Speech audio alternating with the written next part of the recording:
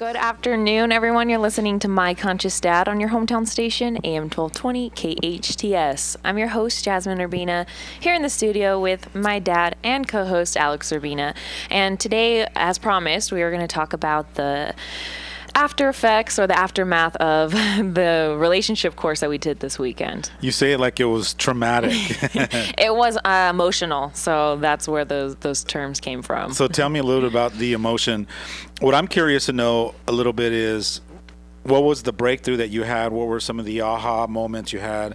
And more importantly, what was the new awareness, like the newfound awareness, new perspectives that came out of that relationship workshop this weekend? For me, the biggest aha was like, wow, I suck at communicating, or I'm not the best at communicating as I thought I was. And just kind of realizing that my perspective of things is different in my relationship than it actually is was, the biggest thing that came out that weekend. But it was cool because I got to make a lot of new commitments in my relationship. Both of us did. And when you say both of us, I don't know if the listeners know exactly who the both of us are. So okay. Explain to us who was in the relationship and who did you have in front of you that was meaningful. At this relationship workshop, I had my boyfriend. His name's Adrian, and we both had the opportunity to do this workshop, which was really great for us because, again, like I was saying, the biggest thing for us, I think, was making new commitments, things that we didn't even realize needed to be committed to, stuff that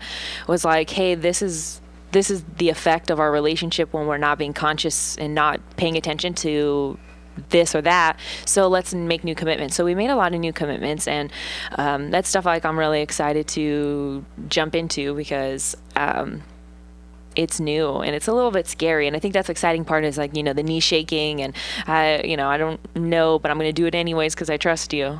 Let's talk about some of those common things that get overlooked in a relationship that you don't necessarily give yourself permission to make a commitment or an agreement in that relationship. And I think, and I'll start with one of them, and correct me if I'm wrong, but I would think that one of them would be, hey, this is what works for me. This is what I need from you. There's certain things that I haven't grown fully yet or developed in my emotional journey or my conscious journey or my spiritual journey, whatever journey you're on. And so getting clarity about that and realizing that there's still more growth to be done, then I would think that you would ask your partner or the person that you're in a relationship with to have some compassion or to have some patience.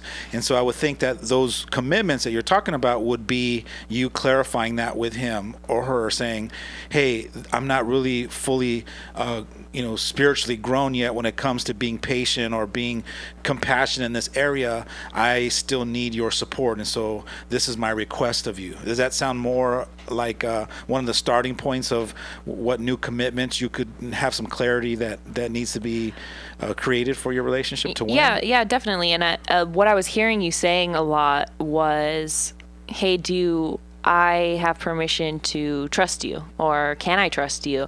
And I know that's like a big thing for people is like trust, but when it really comes down to it, it's not just about trusting them with certain things. It's about trusting them with your emotions and and being vulnerable in front of them. And a lot of times, I think we enter relationships living in the assumption that you trust me or that I trust you, rather than sitting down and actually vocalizing it and letting the other person know that I need you to trust me in this area, or I'm requesting for you to trust me in this area. And then all of a sudden, when we verbalize it, it becomes real.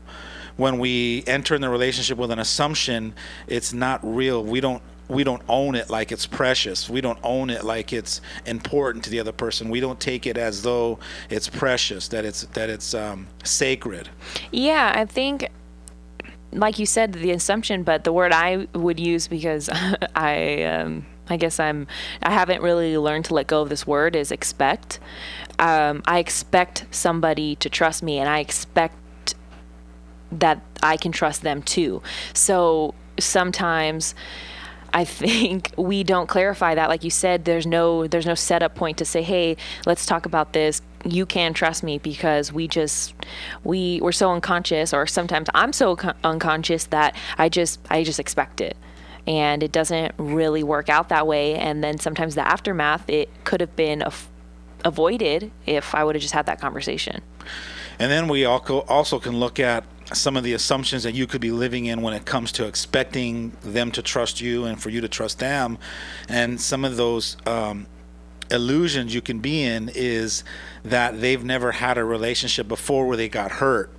And if you're totally unaware or unconscious or not even realizing that they come from their own broken relationships from their past, then you expect them to be, all loving and all trusting, and that's not necessarily what's really going on. What's really going on is we bring baggages from our past and from some of these broken relationships, and then we enter or we engage in these new relationships a little timid, a little shy, a little disconnected, a little safe, and we're guarded.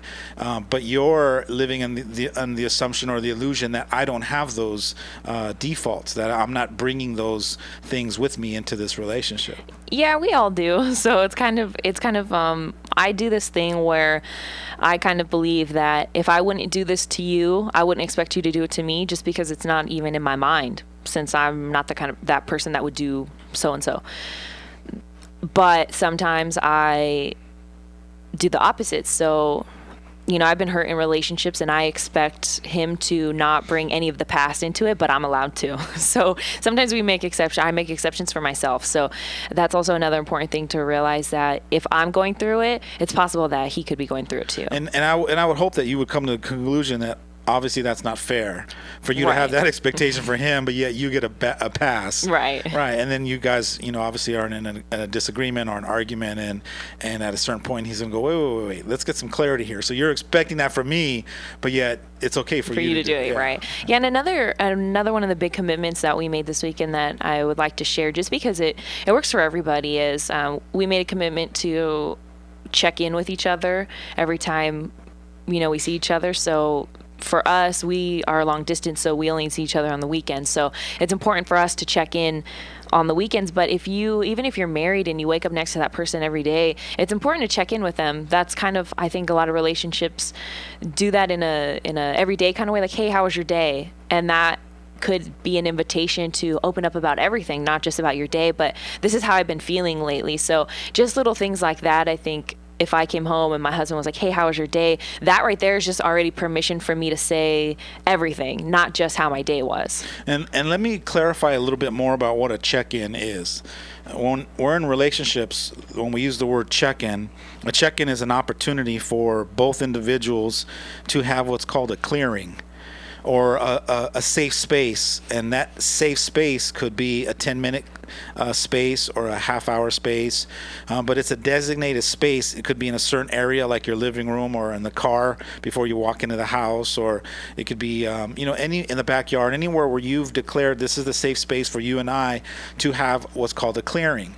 And in that clearing, it's permission for both of us to maybe be the victim and get out all of our frustrations. Maybe it's permission for us to share how we're feeling, whether it's valid or not valid. Obviously, if the person's experiencing it, it should be valid because it's their reality. But it's a place for you guys to get off some of the stuff that's toxic, whether we're creating it within ourselves or not. It's a place for us to flush it all up and flush it out so that we can let it go, and then create a new platform so that we can begin the next phase of our relationship. So for you, he's driving in, he's got this long drive in, and you expect him, as soon as he gets off the car, to go, all right, great, it's good to see you, hugs and kisses, and let's go to the movies. Or, great, you're here, let's go do our thing. Instead of, no, I haven't seen you for 7 days or 5 days, and in those 5 days, you've lived your life, and I've lived my life independently, and we both have our frustrations. Let's do a cleanup, a clearing. In a half hour, we can flush out all of our stuff so that we can complete it, release it, let it go, and now free ourselves up now to have an amazing weekend so that we can spend our next 2 days freed up to be able to serve each other and love each other and support each other and share unconditionally, rather than just both you guys just carrying all your baggage from the last week and then wondering why your guys are short with each other, or one feels like they're not being heard, and you got all this dysfunction going on in the weekend, and then you feel frustrated why you can't can't have those 2 days be special. Yeah, and one of the things I wanted to point out that you had mentioned about just the check-in is you had said something about things being valid. And for me, in my experience, I realize that I get very upset when I feel like my feelings aren't valid, but really what the other... Valid or validated? They're not validated. So for me, I've noticed just recently that I'm not upset at the person because my problem wasn't validated. I'm upset because they didn't validate my feelings. Because there's a difference. The problem might not be a fact. I'm not asking you to be on my side and say, hey, you know what, that person was wrong and you should be mad at them. And I'm not asking for that. I'm asking for my feelings to be validated and say, hey, you know what you're feeling is normal. That's okay. Feel that for, an hour, 2 hours, but you got to get off of it because this is what really happened in that scenario. This is, from a third party or whatever it is. So for me, and I'm pretty sure it's like this for most women, maybe even men, I think we just need our feelings to be heard and understood and not rejected as if they're wrong. And I agree with you. Working with human potential in the human potential field for 20 some years, I've also come to the conclusion, and again, it's just my experience, and maybe it's because I'm a man, but it seems like women need to be validated that what they're feeling is legit and it's real for them, and we still have to honor it, whether the person, even if I was the person that was the person who either sourced that or was in the altercation or in the scenario that they felt like that. Instead of defending myself, I get to at least first start off with saying, I can see how you feel like that, or I know what it feels like. So maybe be sympathetic that what they're feeling is legit, it is their experience, and it's real for them. And I think that's the first step. Is that what you're saying? Yeah. Letting them know, hey, look, I can see how you felt like that. You have a valid reason to feel like that. If I were looking at it from your perspective, I probably would have felt like that too, and I have felt like that. And then after you validated it from an authentic place, then I think it kind of frees you up to move into, now I need to let you know that you feeling like that was never my intention. I never consciously committed or thought of a way to hurt you, and it wasn't intentional. I never meant to. And so it's kind of like now that you validated their feelings, it's okay now to go back and explain what happened and what was coming from your side, what was your intention, and cleaning it up from the backside. Yeah, because as soon as you come in with that's not what happened, you're crazy. Well, that's the defensive part. Yeah, there's now all of a sudden not just the situation is wrong, but my feelings are wrong, or whereas before, or in a healthy relationship or in a healthy way to execute this would be, your feelings are real, but the situation is wrong, or not wrong, but. And quite often I've noticed that when, let's say you came to me and you were upset with something that I did, I think that just me giving myself permission to be able to apologize to you is also a way to validate that your feelings are real and that they're important and they matter to you. And just saying, hey, I'm sorry that you felt like that. And that's enough right there. Just, I'm so sorry you felt like that. I know what it's like to feel like that. Now, what that does now, it allows you to get off of your little soapbox that you've been standing on and wanting your voice to be heard, and allows you to step down off of there. And now we're both on playing field, and now it gives me an open space for me to say, thank you now for sharing that with me. I never knew that was going on, because you totally could have just stuffed that, and we could have continued to move forward, and you wouldn't have dealt with it. You wouldn't have let it go, or you wouldn't have surrendered it or completed it. What you would have done was you would have stuffed it down, and then later on it would have came up to bite both of us at a later time. Because that's usually what happens. They're not honest with their feelings. They don't express it honestly. What they do is they just stuff it and they say, I'm all right. Yeah, and it's really funny because I've realized that 80-90% of the time the things that I'm upset about, the other person doesn't even know it exists, because I've made it up and I've built it up so much, and then I decided, whatever, I'm like, you're so mad you don't even want to address it, that you just stuff it. And it's like that other person has zero idea that you're sitting and swimming in this either anger, discomfort, or whatever it is. So is it like living in the illusion that people are mind readers? Is that Yeah, it's kind of, I do this all the time. You're so. supposed to know what's going on with me. And I think that's why girls do the little, and they wait until their boyfriends or their husbands say what's wrong, because for some reason we want, I don't know it doesn't make sense. I just know it's real because I've seen myself do it. So for some reason we have this I have this thing where I want somebody to know what they did already before I have to tell them. And I want them to know everything and apologize and know all my feelings and everything. Look at your face and instantly go, oh, that face, I know that face. I messed up, right? Yeah. And women, I need you to be clear here when I say this. Us men, we're not that smart. We're not that clever. We're not that conscious and aware and observing you at that kind of level. We're just not. We're in our heads thinking about other things. And we're just not, we're clueless. We're not that dialed in and present to be, and it doesn't mean that we don't love you. It doesn't mean that we don't appreciate you and adore you. It's just, we're just not wired like that, where I think women are wired a little bit more, with emotional intelligence, and they're tuned in and they feel. You're allowing yourself to feel, so you connect with that negative energy or that worried energy or that disconnected energy. So I think women are more likely to say, "Hey, are you okay? What's bothering you?" And I think men, we just can't see it. We're not. We can see it. We're unwilling to see it. We're unwilling to do the work to be able to live like that, where we're present in the moment and observing at that higher level. Yeah, and as you say that, and I can imagine men taking responsibility for that, I also feel bad because they shouldn't have to do that when we could just voice our opinions and our feelings. It's something I can't explain, so if I can, I'll definitely come back on the air. Well, I think there's middle ground in there. There's a little bit of both, where guys can be a little bit more in tune with how the people that say they love the most, their wives, their girlfriends, their kids. If you say you love them, then you should be focused in on them and tuned in to see what are some of the red flags. And if you're not, you're checked out. You're not in the moment. You're disconnected from the people you say you love the most. But if you are connected, you should pick up those little red flags, the little warning sign that goes off in your gut, right? It's that little knot in your stomach that says, hey, check in with them. Ask your daughter if she's okay, or ask your wife, if there's anything that she wants to get off her chest or anything that she wants to share.